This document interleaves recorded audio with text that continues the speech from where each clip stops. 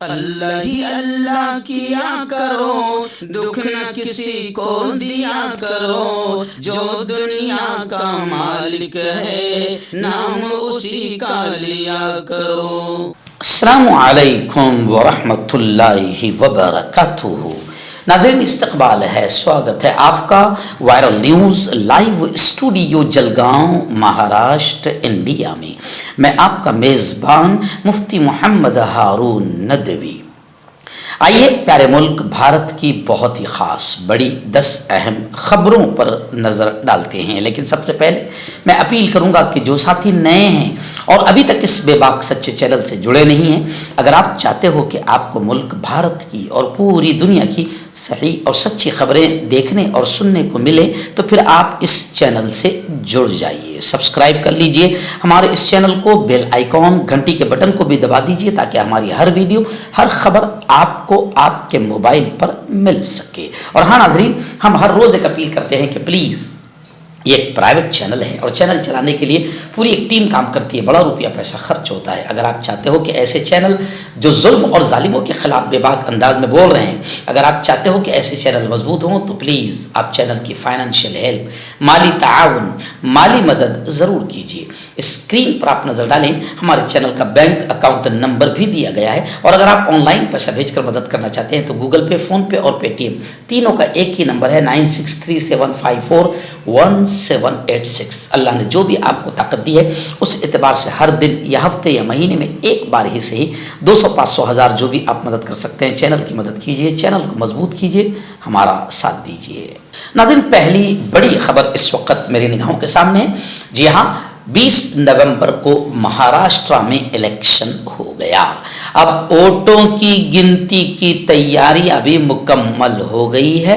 ممبئی کے گنتی کے سینٹرز جو ہے وہاں ایسا لگتا ہے کہ جیسے وہ قلعوں میں تبدیل ہو گئے، پوری طریقے سے پولیس وہاں پر تعینات ہے۔ پولیس نے 300 میٹر کے اندر جمع ہونے پر بھی پابندی لگا دی ہے۔ بڑا اچھا لگ رہا ہے یہ جملہ سن کر، مگر اس کے باوجود بھی پیٹیوں میں ہیر پھیر ہوتی ہے، وہ سب جانتے ہیں۔ جب تک کہ الیکٹرانک ووٹنگ مشین رہے گی، ہم شفاف الیکشن، پاردرشتا کے ساتھ الیکشن ہم قبول نہیں کر پائیں گے۔ جیسے طوطے کی جان پنجرے میں کہتے ہیں نا، ویسے مودی کی جان مشین میں۔ مشینوں کی سیٹنگ بڑی سیٹنگ ہوتی ہے، بس جو علاقہ بچ جاتا ہے جہاں پر دھاندلی کرنے میں یہ لوگ کامیاب ہو جاتے ہیں۔ مشینوں کی ہیرا پھیری، ادھر سے ادھر لے جانا، یہ اب کوئی نئے واقع نہیں، کئی بار یہ سب ہم اپنی آنکھوں سے دیکھ چکے ہیں۔ بس دعا کیجئے کہ ایمانداری سے رزلٹ سامنے آئے۔ ووٹوں کی گنتی کی تیاریاں مکمل ہو چکی ہے، یعنی آئندہ کل یعنی 23 نومبر کو صبح سے ووٹوں کی گنتی شروع ہو جائے گی۔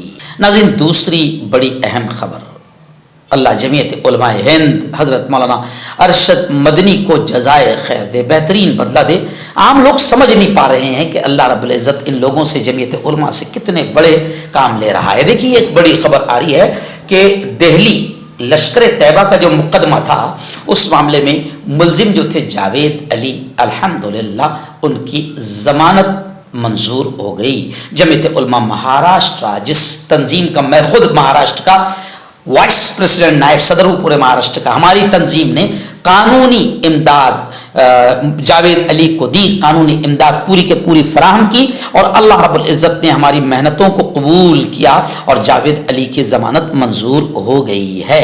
لشکر طیبہ نامی تنظیم کے مبینہ رکن ہونے اور ہندوستان میں دہشت گردانہ کارروائیاں انجام دینے کی سازش میں ملوث ہونے کے سنگین الزامات کے تحت ایک مسلم نوجوان کو ضمانت پر رہا کیے جانے کا دہلی ہائی کورٹ نے گزشتہ کل حکم جاری کیا۔ ملزم تقریباً 5 سال سے جیل کی سلاخوں کے پیچھے قید تھا۔ جمعیت علماء ارشد مدنی مہاراشٹر قانونی امداد کمیٹی نے اس ملزم جاوید علی کو دہلی ہائی کورٹ میں قانونی امداد فراہم کی ہے۔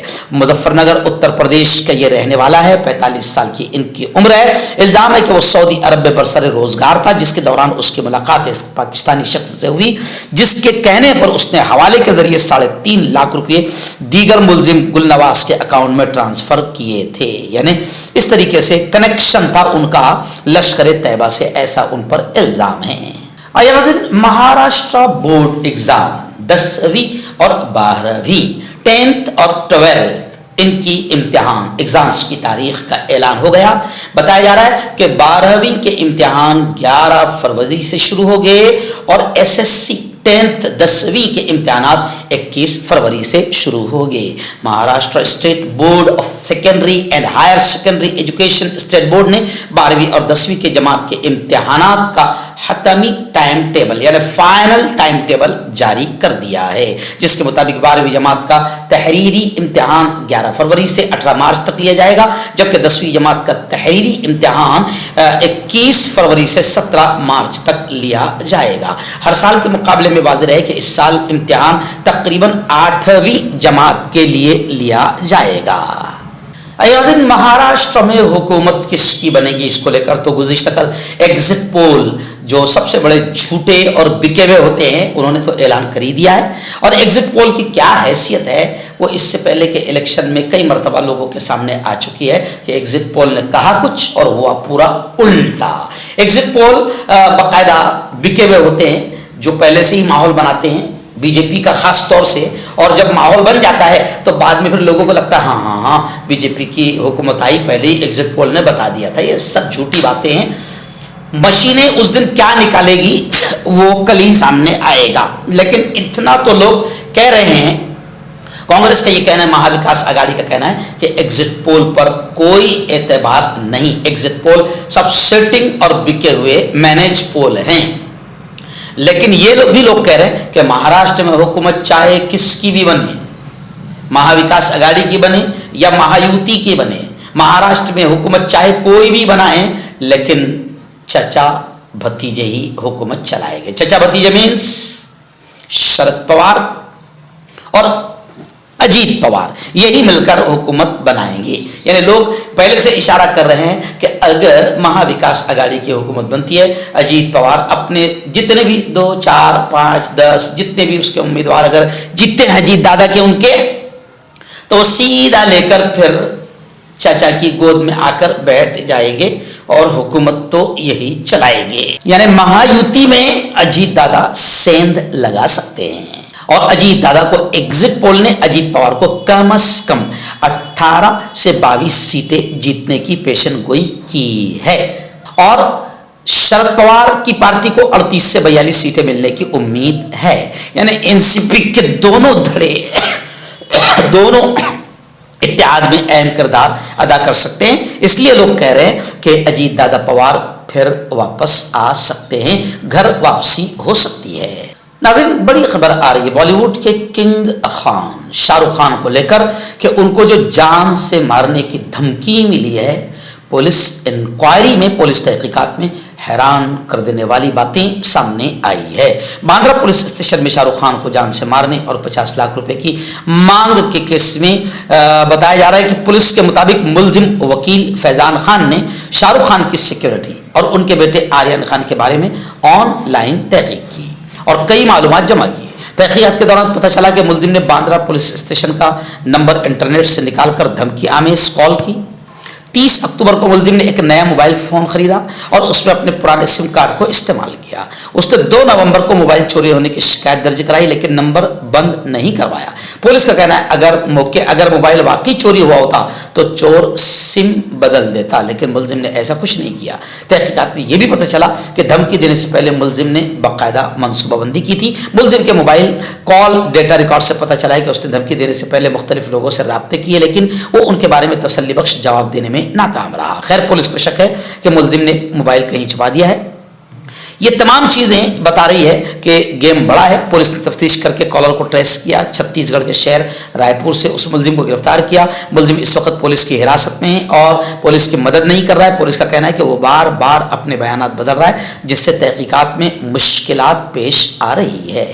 ناظرین، جھارکھنڈ سے بڑی افسوسناک خبر آ رہی ہے. جھارکھنڈ کے ہزاری باغ میں دردناک سڑک حادثہ پیش آیا جس میں 12 لوگوں کی موت ہو گئی. جھارکھنڈ کے ہزاری باغ ضلع کے برکھٹلا بلاک کے گورہر میں جمعرات کی صبح یعنی گزشتہ کل 6 بجے کولکتہ سے پٹنہ جا رہی ویشالی نامی مسافر بس ایک بڑے حادثے کا شکار ہو گئی. اس دردناک حادثے میں تقریباً 12 لوگوں کی موت کی خبر ہے جبکہ 2 درجن سے زیادہ افراد کے زخمی ہونے کی بات کہی جا رہی ہے۔ موقع پر موجود لوگوں نے بتایا کہ جہاں حادثہ ہوا وہاں 6 لین سڑک تعمیر کے دوران کمپنی نے سڑک کاٹ کر چھوڑ دیا ہے، جس کے سبب وہاں سے گزر رہی بس بے قابو ہو گئی اور گڑھے میں الٹ گئی۔ مرنے والوں میں سب سے زیادہ تعداد خواتین کی، مہیلاؤں کی بتائی جا رہی ہے۔ حادثے میں زخمی ہوئے لوگوں میں کئی کی حالت بھی سنگین بتائی جا رہی ہے۔ واقعے کی اطلاع ملنے پر سابق MLA جانکی یادو اور ان کی ٹیم بھی موقع پر پہنچی اور ابتدائی علاج کا انتظام کروایا۔ ناظرین، بڑی خبر آ رہی ہے دیوبند سے۔ جی ہاں، ملک کے بڑے مشہور شاعر ہے نواز دیوبندی، ڈاکٹر نواز دیوبندی۔ خبر یہ ہے کہ اب ان کی شخصیت پر، نواز دیوبندی صاحب کی شخصیت پر PhD کی منظوری مل گئی ہے، یعنی اب کوئی بھی شخص ان کی زندگی پر PhD کر سکتا ہے۔ یہ بہت اہم خبر ہے، معمولی چیز نہیں ہے۔ چودھری چرن سنگھ یونیورسٹی کے طالب علم محمد ہارون، چلیے بہت اچھی بات ہے، میرے ہی نام کا کوئی شخص ہے طالب علم محمد ہارون، وہ شخص نواز دیوبندی کی شاعری پر اپنا PhD کا تحقیقی مقالہ ترتیب دیں گے۔ یعنی محمد ہارون عالمی شہرت یافتہ ڈاکٹر نواز دیوبندی کی زندگی پر، ان کی شاعری پر باقاعدہ وہ اپنی PhD کی ڈگری مکمل کریں گے۔ نواز دیوبندی سے محبت کرنے والوں اور ان کے چاہنے والوں کے لیے یہ خبر باعث خوشی اور مسرت ہے کہ چودھری چرن سنگھ یونیورسٹی میرٹھ اتر پردیش UP نے محمد ہارون نام کے طالب علم کو ڈاکٹر نواز دیوبندی کی شاعری اور ان کی شخصیت پر باقاعدہ PhD کرنے کے لیے منظوری دے دی ہے۔ محمد ہارون چودھری چرن سنگھ یونیورسٹی کے شعبہ اردو کے صدر اور معروف اسکالر ڈاکٹر اسلم جمشید پوری کے زیر نگرانی اپنا PhD کا تحقیقی مقالہ ترتیب دیں گے۔ محمد ہارون 2017 میں ڈاکٹر محمد آصف خان کے زیر نگرانی ڈاکٹر نواز دیوبندی پر اپنا MA کا مقالہ لکھ کر گوتم بدھ یونیورسٹی نوئیڈا سے پوسٹ گریجویشن کی ڈگری حاصل کر چکے ہیں۔ اور میں آپ کو بتا دوں کہ نواز دیوبندی صاحب ماہر تعلیم اور عالمی شہرتوں کے حامل ہیں، جنہوں نے شعر و سخن کی دنیا میں اپنے عام فہم، سادہ اور پرکشش لب و لہجے سے نئے چراغ روشن کیے ہیں۔ وہ اردو اور ہندی دونوں حلقوں میں برابر مقبول اور ہر دل عزیز ہیں۔ ان کی غزل عوام و خواص دونوں طبقوں میں پسند ہی نہیں کی جاتی، بلکہ بہت ہی قدر کی نگاہ سے دیکھی جاتی ہے۔ آئیے ناظرین، ایک بڑی خوشی کی خبر آپ کے لیے، میرے لیے، سب کے لیے، اور خاص طور سے اہلیان جلگاؤں اور خاندیش کے لیے۔ جی ہاں، ورلڈ مائنڈ چیمپئن شپ دبئی میں متحدہ عرب امارات کی الاتصالات اکیڈمی میں 11، 12، 13 نومبر 2024 کو ورلڈ مائنڈ چیمپئن شپ بین الاقوامی انٹرنیشنل مقابلے کا انعقاد کیا گیا تھا، جس میں مختلف 10 ملکوں کے 300 طلباء نے شرکت کی۔ جلگاؤں سے تعلق رکھنے والے ہمارے حضرت مولانا نصیر الدین صاحب قاسمی، ان کے پوتے اور مفتی معاویہ سعید صاحب شرور پونا کے 12 سال کے فرزند القمہ سعید پودار انٹرنیشنل اسکول شرور نے ہندوستان کے 7485 طلباء میں سے کوالیفائی کر کے دبئی انٹرنیشنل مقابلے میں شرکت کی، اور الحمدللہ پہلے ہی دن القمہ سعید نے ورلڈ بینک میں نمایاں کارکردگی پیش کر کے دوسری پوزیشن کے ساتھ سلور ٹرافی اپنے نام کی۔